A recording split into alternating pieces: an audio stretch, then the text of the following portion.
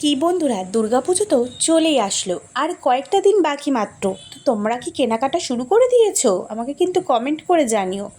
চলো, দুর্গাপুজোয় তো আমরা লাল সাদা পরতে খুবই ভালোবাসি। তাই আজকে আমি তোমাদের একটা লাল সাদা পেন্সিল চোকার তৈরি করে দেখাচ্ছি। সবার আগেই দেখলে একটা ফাঁকা সুতোর রিল নিয়েছিলাম, সেটার গায়ে ভালো করে সাদা কাপড় আমি আঠার সাহায্যে লাগিয়ে নিয়েছি। এবার আমি এখানে একটা সাদা সুতো দিয়ে টার্সেল রেডি করে নিয়েছি। টার্সেলটাকে কেমনভাবে রিলের মধ্যে দিয়ে ঢুকিয়ে নিলাম তোমরা সবাই ভালো করে দেখতেই পেলে। এবারে কি ব্যবহার করব, এবারে আমি কিছু কটন বল ইউজ করব। দেখো, কটন বল, কড়ি আর সিলভারের পিস ভালোভাবে টার্সেলের মধ্যে থেকে আমি আস্তে আস্তে ঢুকিয়ে নিচ্ছি। প্রথমে লাল রেখেছি আর তারপরে সাদা রেখেছি, দুই পাশে কিন্তু একই রকম করে করে নিলাম।